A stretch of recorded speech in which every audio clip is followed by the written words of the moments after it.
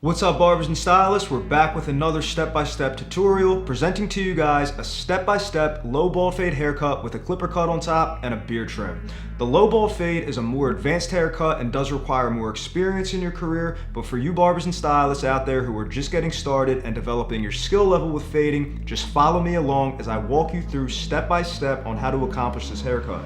Here we are in my studio, so let's get to it. I'm going to begin by creating my skin line, which will be considered my first guideline. When doing a low bald fade, we create our guidelines differently, as we begin by starting on the side of the head right above the ear, and then we drop the line down as we proceed to the back. This is what creates the low fade effect. I'm going to start this process on the right side of the head, working my way to the back and finishing off on the left. Following my skin line, I will then be creating a secondary guideline, which is considered a zero line. I will be completing this process with my wall senior all the way open as I follow the same method I used to create my skin line, which is beginning on the right side of the head and dropping the line down as I approach the back and then finishing off on the left.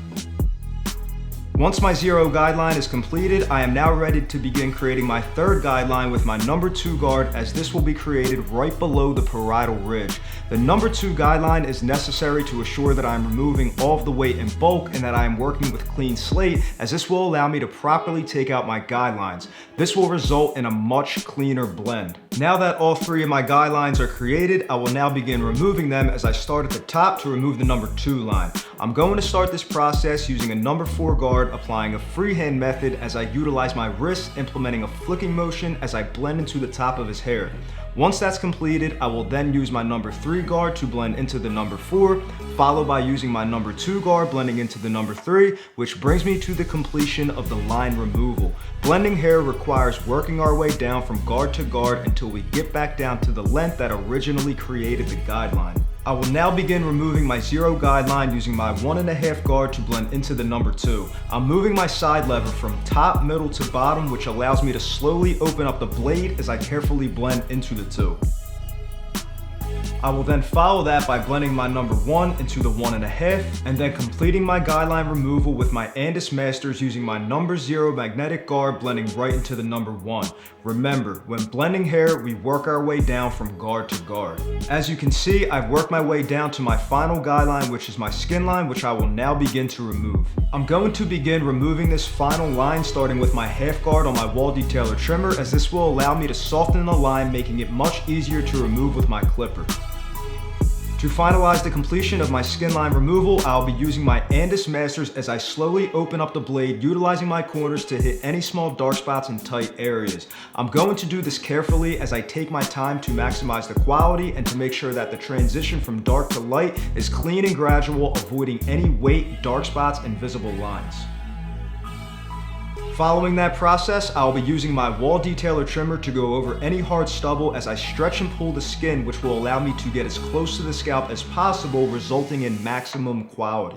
I will now be moving on to the back and left side of my client's head, repeating the same steps as I did on the right. I will be applying a freehand method to remove the number 2 guideline with my number 4 guard, followed by blending my number 3 into the 4, and finishing off by blending my number 2 into the 3. Reminder, when blending hair, we work our way down from guard to guard. I will now finish removing my last 2 guidelines on the back of the head using my 1.5 guard to blend into the number 2, followed by blending my number 1 into the 1.5, using my number 0 magnetic guard blending into the 1, softening the skin line with my wall detailer half guard, which brings me to the final removal of the skin line with my Andis Masters using my corners to finish taking out the line.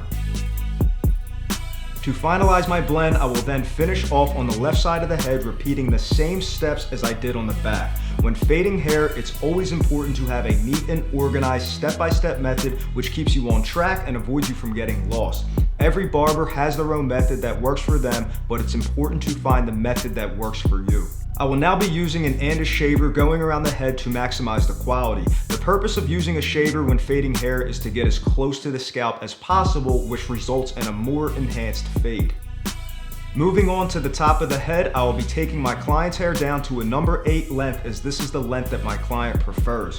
When clipper cutting hair on the top of the head, you always want to start at the front and work your way to the crown. You want to take your time when doing this process to assure that you don't leave any patches or strands of longer hair. I will now be using a sideway cutting motion, which is a great technique that will assure that I am taking off as much hair as possible, picking up any loose hairs that may stick up. I will then finish off at the crown of the head using a guard shorter than the original length on top of the head to go over the cowlick. Moving on to the front outline on my client's head, I will be using my Andis T-outliner trimmer, starting in the middle and working my way from side to side as I lightly tap and pull away.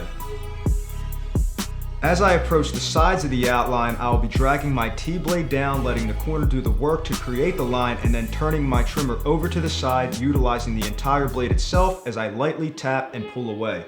When using your trimmers, it's important to apply light pressure to avoid any irritation on your client's skin. Moving on to the beard, I will be taking the length down with a number 1 guard going against the grain, allowing the clipper to take off as much hair on the beard as possible.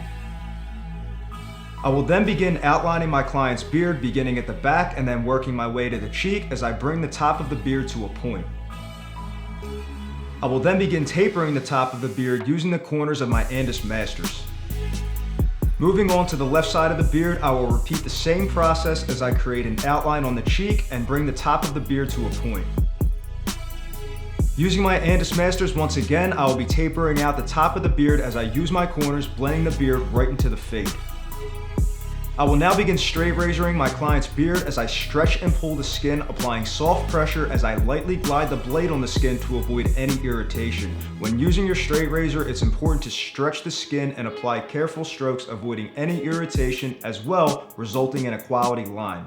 I will then finish off by straight razoring the top of the outline as I lay my client back, repeating the same steps as I stretch and pull the skin, giving easy and careful strokes.